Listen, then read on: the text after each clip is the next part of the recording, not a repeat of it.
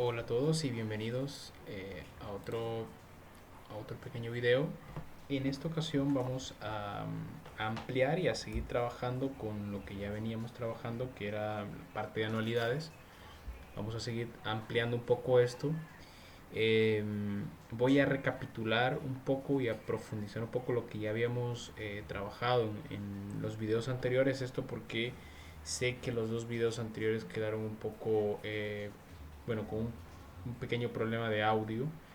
Y en ese sentido sí, pues lo más recomendable es que traten de escucharlo a máximo volumen y de ser bueno, de preferencia con auriculares o con algún tipo de equipo bueno, de audio, ¿no? Bocinas, un equipo periférico de buen volumen. Y es que tuve problemas con la grabación respecto, bueno, con el equipo, ¿no?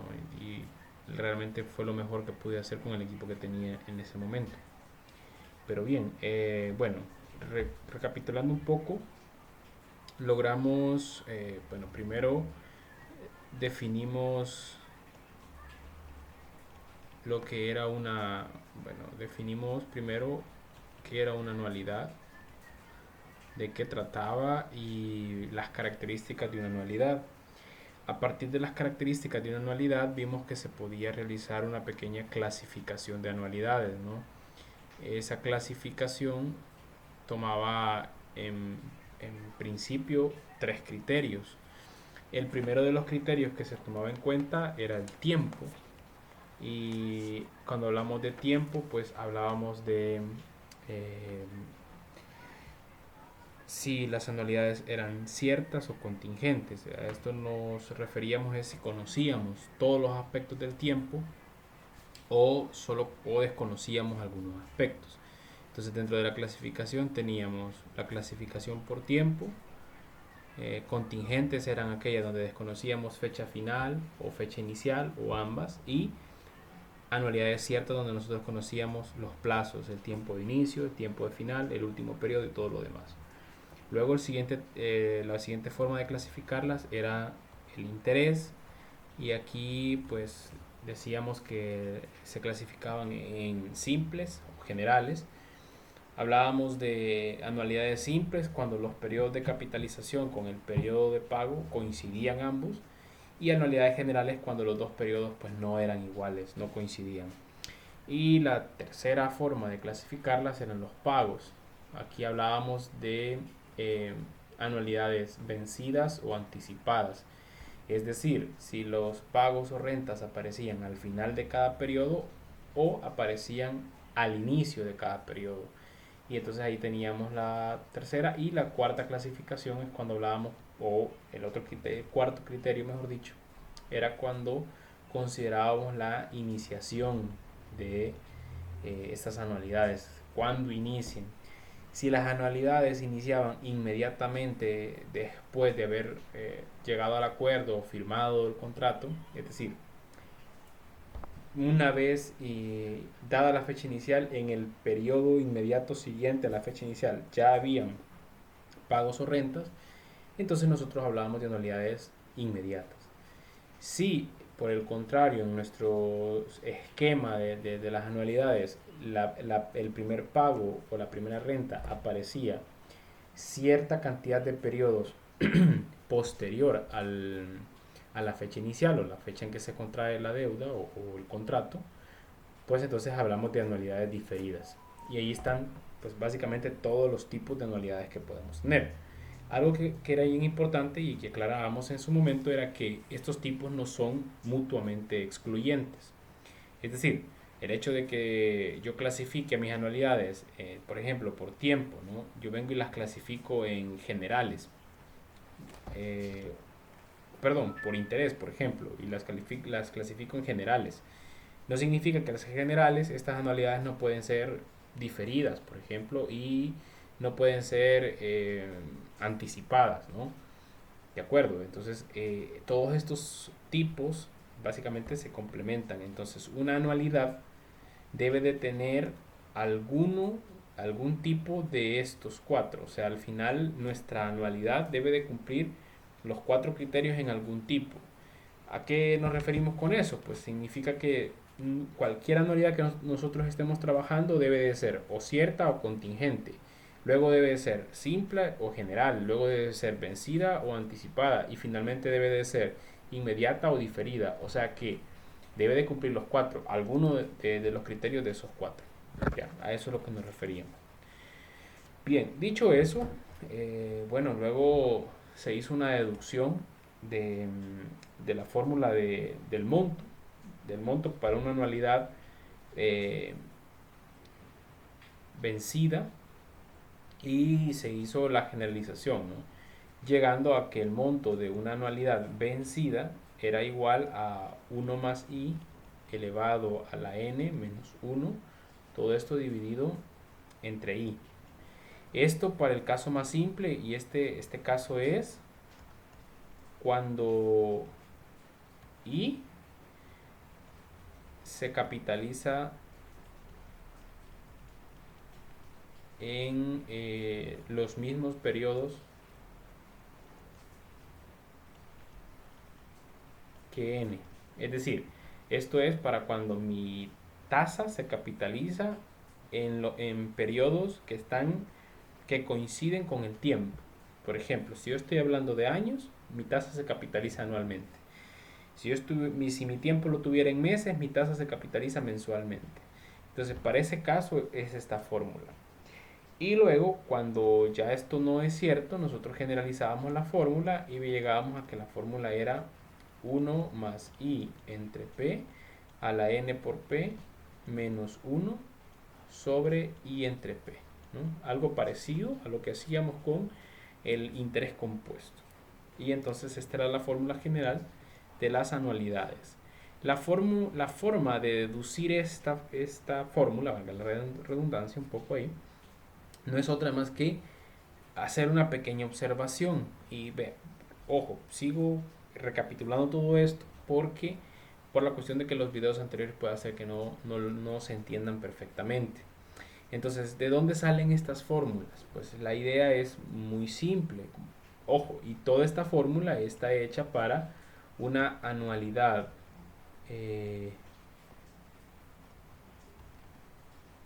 vencida, simple e inmediata. Ojo, ¿no? Estamos hablando de una anualidad vencida, simple e inmediata. Porque si no, pues no, toda esta fórmula cambiaría.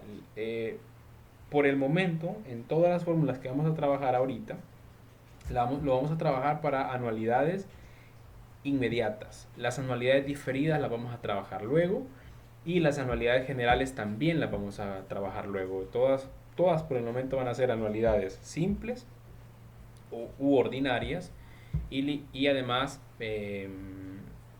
inmediatas. Ya vamos a hacer una diferencia entre vencidas y anticipadas, porque allí sí pues, ambas cambian y cambia todo un poco. Bueno, pero partiendo de todo esto, ¿no? La idea principal de una anualidad es que en una línea de tiempo, la estructura de lo que vamos a trabajar es la siguiente. Nosotros en un plazo definido n, vamos a tener una cantidad de periodos iguales, ¿no? Y estos, pues así sucesivamente hasta que se cumpla todo el plazo, ¿no? Entonces tenemos todos estos periodos. En estos periodos nosotros lo que tenemos son pagos iguales. Como estamos hablando de rentas vencidas, entonces al final del primer periodo tenemos el primer pago, al final del segundo tenemos el segundo pago, y así sucesivamente. Al final del penúltimo periodo tenemos el penúltimo pago, y al final del último periodo tenemos el último pago. Entonces suponemos que lo que tenemos acá son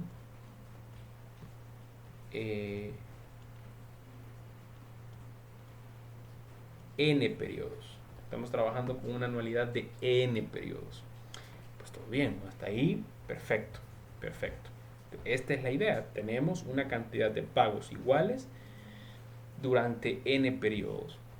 Y todo esto se trabaja bajo una tasa de interés y evidentemente compuesta. Como estamos trabajando bajo el supuesto de que es una anualidad simple, Entonces esta se compone en n periodos. Es decir, el periodo de capitalización de esta tasa coincide con los periodos en los que se están haciendo los pagos o rentas. Bajo este supuesto, lo que se observaba era que si yo, por ejemplo, quiero conocer el monto equivalente de este sistema de anualidades, pues yo necesito conocer una cantidad M que esté al final del último periodo. Y la idea es que ese monto equivalente, la palabra equivalente viene del hecho de que es exactamente equivalente al monto de cada una de las anualidades. Es decir, que esa cantidad es lo mismo que yo mueva cada uno de estas rentas, así sucesivamente, hasta la fecha final. Entonces, si yo acumulo cada renta hasta el final del último periodo, la suma de todo eso será igual al monto equivalente. Y en todo esto lo que se podía o lo que lográbamos deducir, por decir así, era que se nos construía una pequeña, pues, que una sucesión, una secuencia de términos donde, por ejemplo, comenzábamos con el último pago y veíamos que el monto del último pago era simplemente R, ¿no? Porque ahí no había nada que hacer, porque ya está en la fecha donde, pues, donde tenemos ubicado o donde queremos encontrar ese monto, o sea, no hay nada que acumular ahí. A eso le sumábamos el monto del penúltimo pago, pero el penúltimo pago observábamos que sí había que acumularlo, pero había que acumularlo únicamente un periodo. El antepenúltimo pago había que acumularlo uno, dos periodos, ¿no? Y así sucesivamente, hasta llegar, por ejemplo, al tercer pago. Entonces, si desde la fecha inicial hasta la fecha final tenemos n periodos, entonces evidentemente hasta aquí, hasta el tercer periodo, tenemos n menos 3 periodos. O sea que ese se acumulará nada más n menos 3 periodos. Luego el segundo pago de igual forma o de forma similar se acumulará n menos 2 y por último el último pago que se acumulará nada más n menos 1 periodos. Y ahí tendríamos toda esa secuencia. Entonces notábamos que si al primer o al primer término nosotros le llamábamos a sub 1, al segundo término le llamábamos a sub 2 y así sucesivamente, entonces bueno, el último término sería a sub n, ¿de acuerdo? Y lo que notábamos, o lo que se podía notar ahí, vamos a bajar un poco acá para que se pueda ir visualizando mejor, lo que notábamos era que, por ejemplo, a sub 2, al ser igual a r por 1 más i, esto es igual a tener a sub 1 por 1 más i. Y así veíamos, por ejemplo, que a sub 3 era igual a r por 1 más i al cuadrado, que no es más que a sub 2 por 1 más i. Y entonces lo que notábamos era que esta secuencia era una secuencia geométrica. Aquí esto no debería llevar aquí. Geométrica. Con razón 1 más i. Y entonces, dado que eso es una secuencia geométrica con razón 1 más i y con término inicial r, entonces bastaban, bueno, y todo esto al final notábamos que el monto solo era igual a la suma de los primeros n términos de esa sucesión y bastaba ocupar pues la fórmula de la suma de los primeros n términos de una sucesión geométrica, que es esta. Y entonces, sustituyendo todo esto con lo que ya teníamos, llegábamos a que esto era r por 1 más i a la n menos 1 sobre pues 1 más i menos 1, ¿no? Y pues siguiendo con esta lógica, llegábamos al final a que esto era exactamente igual a r por 1 más i a la n menos 1 sobre i, ¿no? Y ahí está la famosa fórmula del monto, que es la que hemos escrito aquí arriba, ¿no? Esta fórmula. Y luego pues ya cambiábamos las condiciones, decíamos que i ya no se capitalizaba exactamente en n periodos, sino en p periodos, y ya eso cambiaba un poco la fórmula y obteníamos la fórmula, ¿no? Todo bien. Ahora, ¿qué es lo que quiero que veamos extra en este video? Bueno, pues aquí falta una fórmula, evidentemente. ¿Qué fórmula hace falta? Hace falta la fórmula del capital, ¿no? Aquí no tenemos la fórmula del capital. Entonces, recapitulando, vamos a volver a construir la sucesión, bueno, gráficamente la línea de tiempo. Y entonces, suponemos que aquí está el enésimo periodo, aquí está la fecha cero. Y entonces aquí ya hemos logrado encontrar un monto equivalente. Obviamente pues aquí tenemos una cantidad de periodos, ¿no? Todos iguales, o al menos así queremos que se vea. Y tenemos aquí una cantidad de rentas, ¿no? Por todo esto. E incluso pues aquí al final también tenemos una renta. ¿Ok? Tenemos aquí una renta. Y ahí mantenemos pues el monto. Eso es lo que hemos encontrado por el momento. Ahora, es muy importante también encontrar una fórmula para poder hallar un capital equivalente. Es decir, y cuando hablamos de capital equivalente, necesitamos un valor que sea equivalente al valor presente de cada una de las rentas. De todas, ¿no? De todas ellas. Así como hemos encontrado un monto que es igual a la suma de todos los montos de cada pago, ahora necesitamos encontrar un capital que sea igual a la suma de todos los capitales. Es decir, necesitamos hallar un C que sea igual al capital del primer pago más el capital del segundo pago y así sucesivamente hasta llegar al capital del enésimo pago. Eso es lo que buscamos. Y la pregunta es, ¿por qué? ¿Para qué necesitamos eso? Bueno, pues esto es muy necesario, por ejemplo, muy utilizado cuando hablamos de préstamos, ¿no? Entonces, de repente, nosotros vamos a tener una cantidad de pagos y a veces vamos a decir, bueno, ¿y realmente cuánto es lo que presté para tener toda esta cantidad de pagos a esa tasa de interés? Bueno, ¿cómo lo hago?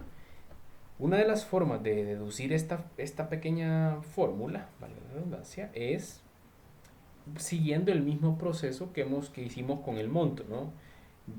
A la fecha inicial cada pago, ver cómo se construye esa secuencia, vamos a observar que al final también es una sucesión geométrica, vamos a ver que es una suma, vamos a hallar la razón de esa sucesión y todo se puede deducir de esa forma. Yo, por ejemplo, me voy a decantar por otro, muy importante, y para esto quisiera que en esta parte del video pongan la mayor atención posible. Bien, y lo voy a explicar así. El capital o el valor presente equivalente es correspondiente al valor futuro equivalente. ¿De acuerdo? Entonces, la forma en que yo obtengo ambos me permite decir que, ojo, y lo voy a decir de esta forma, el monto equivalente es igual a la suma de todos los montos de las rentas. Es más, lo voy a escribir. Monto M es la suma de los montos. Aquí vamos a ver. Pequeño error. Les decía, es igual a la suma de todos los montos de cada renta. ¿De acuerdo? Hasta ahí estamos bien. Y obviamente el capital es la suma de los capitales de cada renta. Eso está claro. Entonces, Ambos son valor presente equivalente para toda la serie de anualidades y valor futuro equivalente para toda la serie de anualidades. Pero además, ambos son correspondientes entre sí. Es decir, el monto es el monto de a n periodos de C y C también es el capital a n periodos de M. Mucho ojo. No sé si me estoy dando a entender. Es decir, ¿cómo puedo obtener M? Por ejemplo, M yo lo puedo obtener como la suma de todos los montos de cada R. Aquí está escrito, ¿no? Pero también, si yo ya conociera a C, bastaría con que yo acumule n periodos, este valor, y obtendría el valor M. Por lo tanto, viceversa también es cierto. Si yo ya conozco a M, basta con que descuente n periodos a M para obtener C. Por lo tanto, no voy a hacer todo este proceso como lo hicimos para el monto, sino que simplemente voy a descontar el valor del monto n periodos. ¿De acuerdo? Por lo tanto, entonces, como el monto es igual a R factor de 1 más I a la n menos 1 sobre I, lo único que yo voy a hacer es que el capital será igual al monto multiplicado por 1 más I a la menos n. Lo estoy descontando, lo cual será igual a R por 1 más I a la n menos 1 sobre I. Todo esto multiplicado por 1 más I a la menos n. Ahí simplemente efectuamos, ¿no?, este producto de polinomios. Hago propiedades de fracciones y entonces cuando multiplique 1 más i a la menos n por 1 más i a la n, estos dos exponentes se me harán n menos n, eso será 0 y solo me quedará así. A ver, perdón esto. Y aquí quedaría, ¿no?, r, y aquí quedaría 1, porque 1 más i a la 0 es 1, menos 1 por 1 más i a la menos n, eso evidentemente será 1 más i a la menos n. Todo esto, el denominador no lo he tocado y queda exactamente igual. Y ya está, ¿no? Entonces, esta es la fórmula del valor presente equivalente para una anualidad vencida, simple e inmediata. Bueno, pero aquí esta es la fórmula sencilla, es decir, aquí coinciden los periodos, correcto. Entonces, ¿cómo queda la fórmula más general? Pues la fórmula general quedaría como R por 1 menos 1 más I entre P a la menos N por P. Todo esto dividido entre I sobre P, ¿no? Para el caso en el que la capitalización no sea anual y no coincida con N, ¿no? Tenemos otro tipo de capitalización P. Y ya está. Pues esto es. Y a esto se le conoce como valor presente equivalente para una anualidad vencida. Todo bien. Vamos a ver en un futuro video, en el siguiente video, vamos a trabajar un par de ejemplos sobre esto y nos vamos a centrar en los problemas que surgen cuando en mi sistema de anualidades lo que desconozco es, por ejemplo, la renta. O lo que desconozco es el tiempo o la tasa. Y eso ya es otra cosa, ¿no? Y ahí ya las cosas se comienzan a poner más interesantes, sobre todo para el caso de las tasas, que es un proceso bastante interesante. Bueno, esto sería todo por el momento, por este video. Espero que les sirva, espero que esta retroalimentación les ayude a corregir un poco lo del video anterior. Pero bueno, y cualquier duda, cualquier consulta, pues estaré ahí pendiente, ¿de acuerdo? Nos vemos en un futuro video.